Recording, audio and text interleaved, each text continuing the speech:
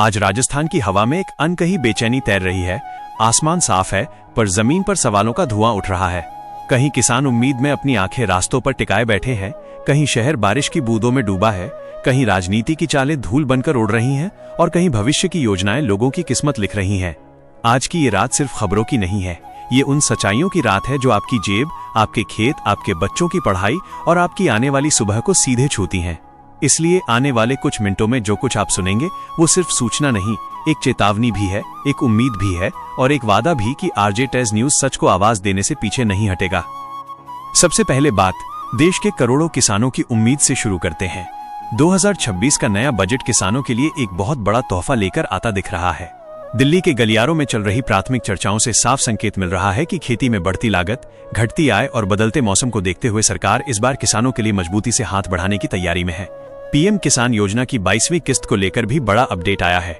किसान भाइयों को ये भुगतान 2026 के शुरुआती 2 महीनों में मिलने की उम्मीद है और इस बार आधार मिलान और बैंक सत्यापन की प्रक्रिया को तेज करने का आदेश दिया गया है। कई जिलों में रुकावटें थीं, पर अब यह साफ हो रहा है कि अगली किस्त में लाखों किसानों के खाते लंबे इंतजार के बाद फिर से भरेंगे। किसानों के लिए इस बार सिर्फ सम्मान निधि ही राहत नहीं बनेगी। आर्थिक सबलता पुरस्कार योजना 2025-26 ने ग्रामीण इलाकों में हलचल पैदा कर दी है। सरकार का दावा है कि पात्र परिवारों को हर महीने 5-5 हजार रुपए दिए जाएंगे। ये छोटी रकम नहीं है, ये उस परिवार के लिए महीने भर का राशन भी है, बीज भी है और कभी कभी जीवन की सबसे जरूरी जरूरतें भी। लेकिन फिलहाल आवेदन प्रक्रिया कई जगह धीमी है, पोर्टल बार बार फेल हो रहा है और ग्रामीणों को सही जानकारी नहीं मिल रही। सरकार इस योजना को अपना सबसे बड़ा सामाजिक संदेश बताकर आगे बढ़ा रही है, लेकिन लोग पूछ रहे हैं कि क्या ये राहत हर महीने समय पर मिलेगी या ये सिर्फ कागजों में ही सीमित रह जाएगी। इधर शिक्षा के मोर्चे पर गार्गी पुरस्कार योजना भी चर्चा में है।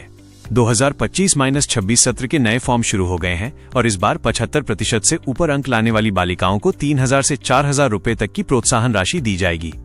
कई पिछड़े जिलों में ये राशि सिर्फ एक पुरस्कार नहीं, बल्कि पढ़ाई के बीच की दीवारों को तोड़ने वाली उम्मीद बनती है।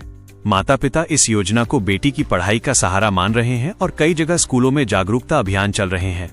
अब बात राजनीति की तरफ बढ़ती है, जहां राजस्थान 2025 में 2 बड़े चुनावों की तैयारी कर रहा है, पंच एवं सरपंच आम चुनाव। ग्रामीण राजनीति की असली धड़कन यही होती है। ग्राम पंचायत से लेकर नगर पालिका तक जहां लोग सीधे अपने प्रतिनिधि चुनते हैं, वहां इस बार माहौल काफी गर्म है।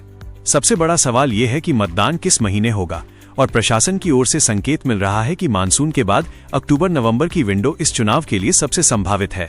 गांवों में चाय की दुकानों पर इसी बात की चर्चा है, कौन मुखिया बनेगा, कौन बदलेगा और किसकी किस्मत नए साल से पहले चमकेगी।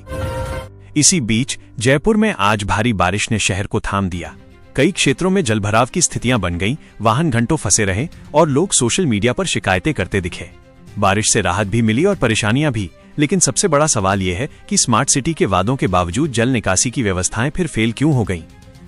मुख्यमंत्री भजनलाल शर्मा का दौसा दौरा भी आज सुर्खियों में रहा। उन्होंने कई विकास योजनाओं की घोषणा की। सड़क मरम्मत, नई पेयजल लाइनें और स्कूलों में नई सुविधाएं शामिल हैं। लोगों की नजरें अब इस बात पर हैं कि इन घोषणाओं का काम कब शुरू होगा और क्या ये वादे चुनावी जमीन तैयार करने की रणनीति है या वास्तव में विकास का कदम। दोस्तों, ये था आज का वीडियो और अभी तक आपने सब्सक्राइब नहीं किया है तो सब्सक्राइब जरूर से कर देना और लाइक भी जरूर से कर देना। तो दोस्तों, आज के लिए इतना ही। जय हिंद, जय राजस्थान। कल मिलते हैं आपको और एक बढ़िया धमाकेदार वीडियो के साथ।